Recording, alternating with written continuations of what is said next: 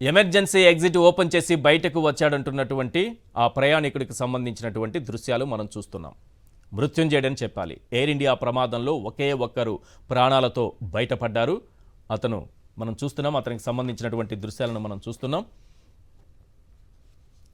11A సీట్లో రమేష్ పటేల్ అనేటటువంటి వ్యక్తి ఎమర్జెన్సీ ఎగ్జిట్ ఓపెన్ చేసి బయటకు వచ్చాడని పోలీసులు చెబుతున్నారు. అతను ప్రమాద తీవ్రతను గమనించి అసలు గాయాలైనట్లు కూడా మనకు కనిపించట్లేదు. చిన్న చిన్న గాయాలతో కొంత అతను నడవడానికి ఇబ్బంది పడుతున్నటువంటి సిచ్యువేషన్ మాత్రమే మనం చూస్తున్నాము. కానీ ఇంత పెద్ద ప్రమాదంలో ఒక్కసారిగా అది చెట్టును తాకి ఆ తర్వాత బిల్డింగ్ పైన, మెడికల్ కాలేజీ హాస్టల్ భవనం పైన దాన్ని ఢీకొట్టి కోలిపోయిన సెకండ్ల వ్యవధిలోనే, ఎక్కువ సమయం కూడా లేదు, ఒక్కసారిగా బ్లాస్టు, ఒక్కసారిగా మంటలు వచ్చాయి. కానీ ఈ క్షణాల్లోనే అతను ఎమర్జెన్సీ డోర్ ఓపెన్ చేసుకొని ప్రాణాలతో బయటపడ్డాడంటే నిజంగా మృత్యుంజయుడని మాత్రమే చెప్పాల్సి వస్తుంది. రైట్, ఇక్కడ పైలట్ విమానం చుట్టూ ఓసారి తిరగాల్సి ఉంటుంది. ఫ్లాప్స్, టైర్స్ అన్నీ ఓసారి మాన్యువల్గా చెక్ చేయాలి. ప్రతి సీట్ సరిగా ఉందా, లాక్ అయిందా లేదా చూడాలి. Fuel shut off valve check చేయాలి. రేడియో సరిగా ఉందా లేదా అనేది చూడాలి. ఎలక్ట్రిక్ ఎక్విప్మెంట్ అన్నీ కూడా ఆఫ్ చేయాలి. బ్రేక్స్ సరిగా ఉన్నాయా లేదని చెక్ చేసుకోవాలి. ఇంజన్ స్టార్ట్ చేసినప్పుడు కూడా ఏం చేయాలంటే సర్క్యూట్ బ్రేకర్ సరిగా ఉన్నాయా లేదా చూడాలి. ఫ్యూయల్ వాల్వ్ ఆన్ చేయాలి. కార్పొరేటర్ హీట్ లెవెల్ చూసుకోవాలి. మాస్టర్ స్విచ్ ఆన్ చేయాలి. ప్రొపెల్లర్ ఏరియా క్లియర్ అవునో కాదో చూడాలి. ఇగ్నిషన్ స్విచ్ స్టార్ట్ చేయాలి. ఆర్పిఎం నుంచి చూసుకోవాలి. ఆ తర్వాత రేడియోస్ ఆన్ చేయాలి. ట్రాన్స్పాండర్స్ను స్టాండ్ బైలో ఉంచుకోవాలి. టేక్ ఆఫ్ ముందు తీసుకోవాల్సింది.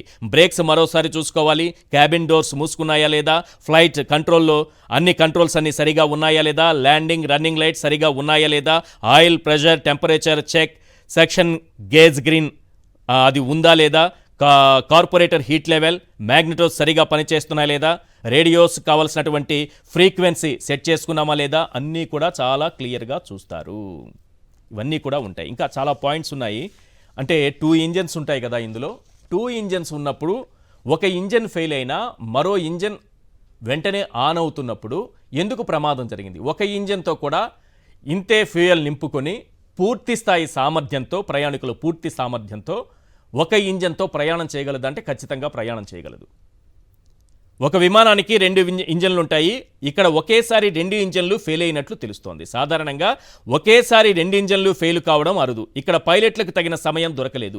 కొన్ని వేల అడుగుల ఎత్తులో ఉండే వారికి కొన్ని నిమిషాల సమయం దొరికేది. ఇంజన్లు ఆఫ్ చేసి ఆన్ చేసే ప్రయత్నం చేసేవారు. దానివల్ల ప్రమాదం తప్పడానికి అవకాశాలు ఉంటాయి. కానీ ఇక్కడ కేవలం 675 అడుగుల ఎత్తులో ఉంది. అంటే పైలట్లకు నిమిషం టైం కూడా లేదు.